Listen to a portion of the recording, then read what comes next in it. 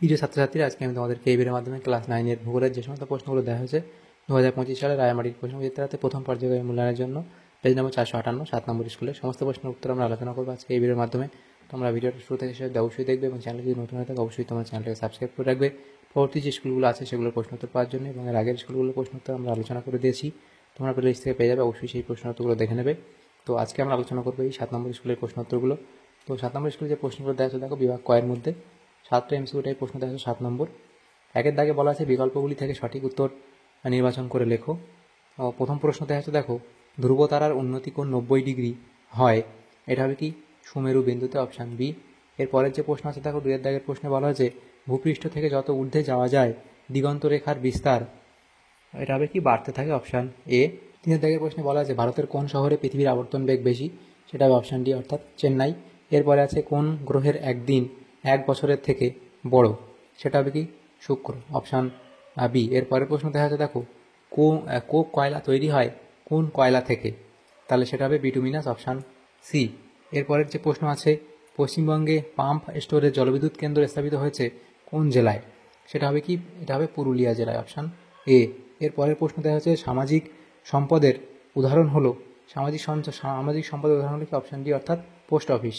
এরপরের প্রশ্ন দেখা যাচ্ছে বিভাগ ক্ষয়ের মধ্যে যে প্রশ্নগুলো 2 দাগের প্রশ্ন উপযুক্ত শব্দ বসে শূন্যস্থান পূরণ করো। প্রথম প্রশ্ন পৃথিবীর নিরক্ষীয় পরিধি ও মেরু পরিধির মধ্যে পার্থক্য ড্যাশ কিমি, তাহলে এটা হবে পার্থক্য কত, 43 কিমি। এরপরের প্রশ্ন সাদা কয়লা নামে পরিচিত, তাহলে সাদা কয়লা নামে পরিচিত কি, সেটা হবে জলবিদ্যুৎ। সাদা কয়লা নামে পরিচিত জলবিদ্যুৎ। এরপরের প্রশ্ন ফেব্রুয়ারি মাসের 29 তারিখকে বলা হয়, এটা হবে লিপ ডে। এরপরের যে প্রশ্ন আছে দেখো একটি বামন গ্রহের উদাহরণ হলো, লিখবে প্লুটো।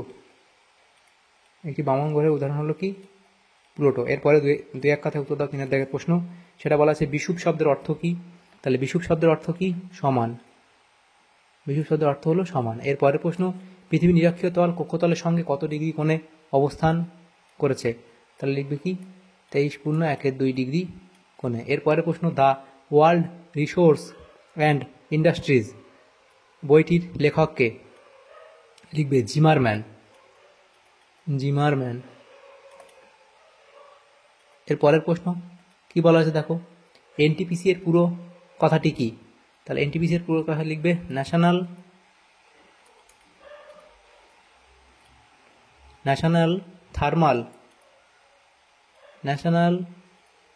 Thermal power corporation.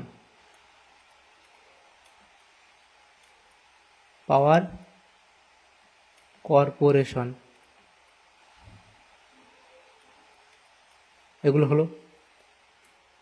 এরপরে যে প্রশ্নগুলো আছে দেখো সেটা বলা আছে বিভাগ গ, সেখানে যে প্রশ্নগুলো আছে সেটা হলো প্রথম প্রশ্ন 4 দাগের প্রশ্ন এরাটোস্থেনিস কোন দুটি স্থানের মধ্যে সূর্যের পতন কোণ মেপেছিলেন, লিখবে কি আসওয়ান ও আলেকজান্দ্রিয়ার মধ্যে, তাহলে লিখবে কি আসওয়ান ও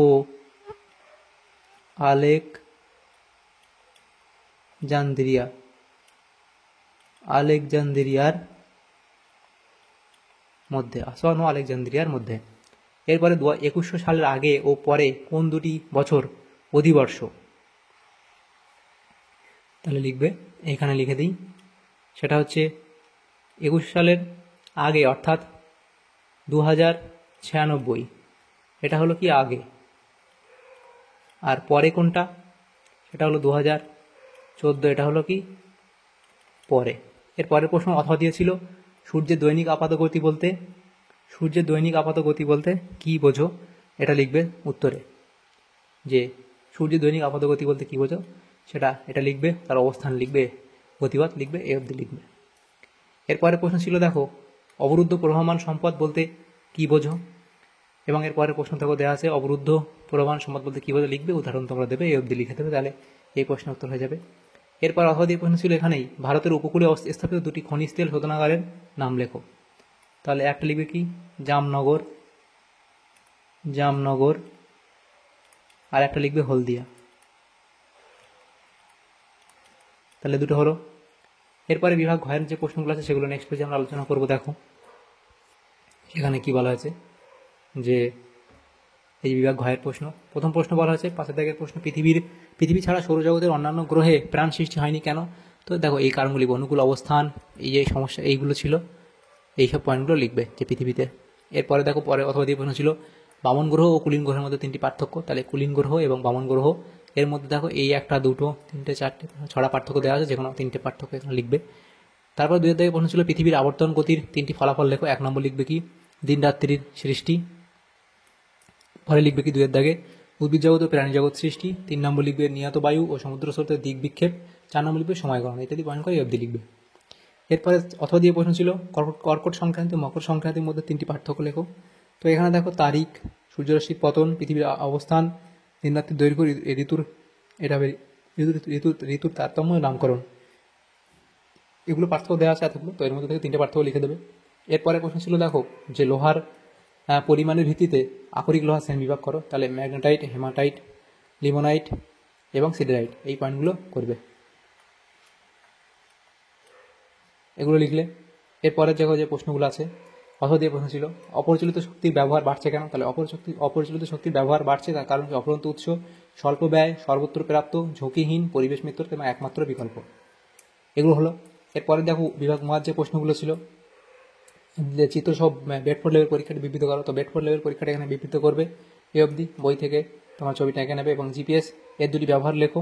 তাহলে সঠিক অবস্থান নির্ণয়, যানবাহন সংক্রান্ত তথ্য, প্রতিরক্ষামূলক কাজ এবং জরিপ কার্যে ব্যবহার করা হয় জিপিএস।